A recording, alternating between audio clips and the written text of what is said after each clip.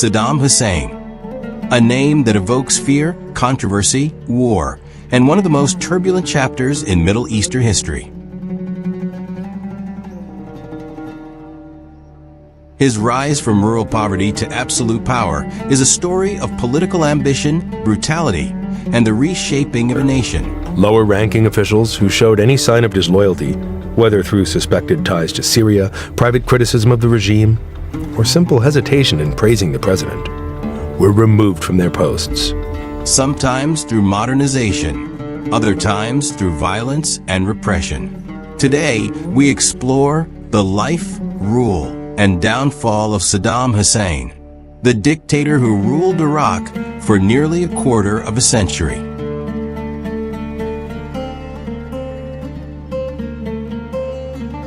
Saddam Hussein was born on April 28, 1937, in the small village of Al-Ajah near Tikrit.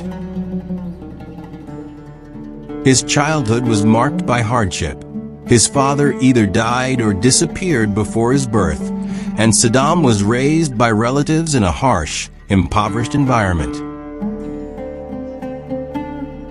From an early age, Saddam gravitated toward Arab nationalism, inspired by a rising wave of anti-colonial sentiment sweeping the region.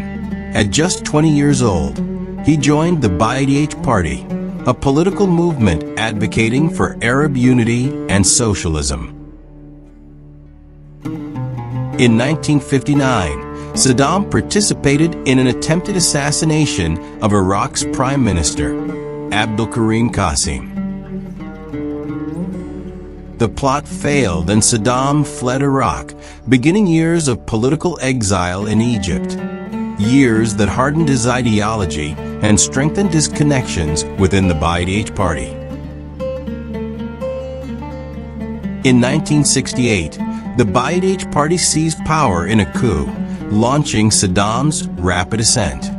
Though not yet president, he became the party's strongman, controlling the secret police, security forces, and internal intelligence. Saddam excelled at political maneuvering. He built alliances, eliminated rivals, and expanded the state's surveillance apparatus. By the late 1970s, he was the second most powerful man in Iraq. On July 16, 1979, Saddam Hussein forced President Ahmed Hassan al-Bakr to resign. The next day, he became president of Iraq and immediately held a televised purge of high-ranking Ba'ath members, accusing them of treason. Many were executed. His message was clear: opposition meant death. During his early years in power, Saddam projected the image of a modernizer. Iraq enjoyed oil wealth, and the government invested in infrastructure, education, healthcare, and industrial development. Saddam presented himself as a champion of women's literacy and professional advancement, and Iraq experienced rapid modernization through the 1970s and early 1980s. But this progress came with a darker reality. Saddam built a personality cult. His portraits hung everywhere. The state controlled the press, speech, and culture. Internal dissent was crushed through imprisonment, torture, and forced disappearance.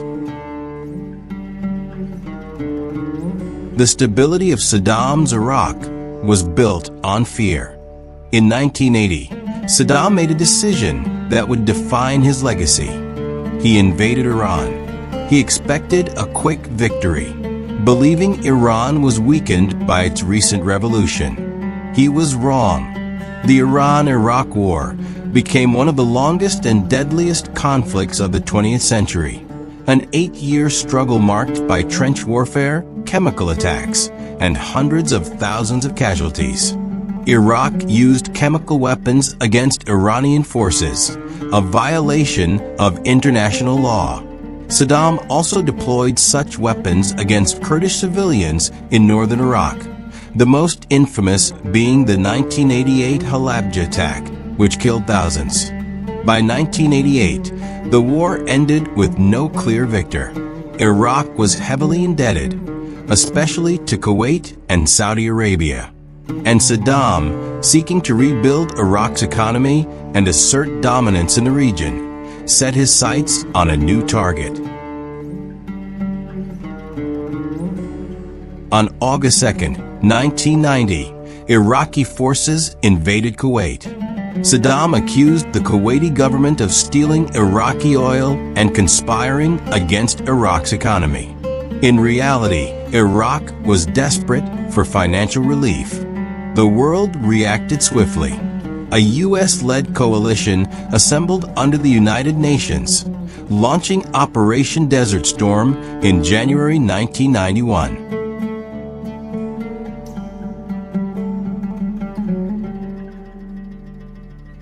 The war lasted just 42 days.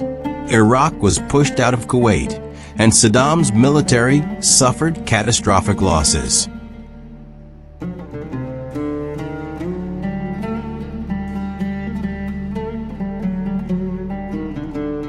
Inside Iraq, uprisings erupted. Both Shura rebellions in the south and Kurdish uprisings in the north. Saddam brutally suppressed both, using helicopter gunships and mass executions. Despite defeat, he clung to power. The 1990s were a decade of isolation. United Nations sanctions devastated Iraq's economy. Shortages of medicine, food, and essential supplies became widespread. Saddam used this suffering to strengthen his grip, blaming the West for Iraq's hardships, while ensuring the elite and loyalists remained protected. International inspectors entered Iraq to dismantle weapons programs. Tensions escalated as Saddam's regime obstructed inspections, fueling global suspicion about hidden weapons of mass destruction. Meanwhile, Saddam increased his internal control, expanding the security state and elevating his sons, Uday and Qusay, as feared enforcers of his regime. After the September 11th attacks, the United States under President George W. Bush accused Iraq of possessing weapons of mass destruction and supporting terrorism.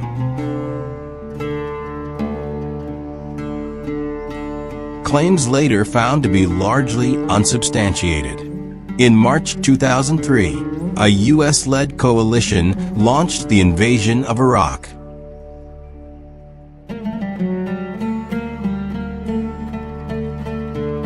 Within weeks, Baghdad fell.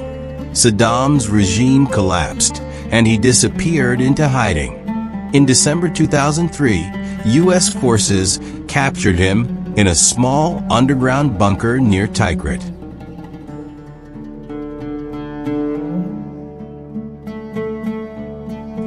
Saddam Hussein was put on trial by the Iraqi Special Tribunal, charged with crimes against humanity for the execution of 148 civilians in the 1980s.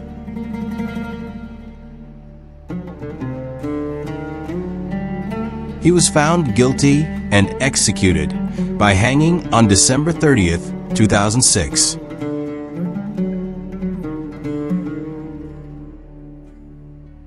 His death marked the end of an era, but not the end of Iraq's instability.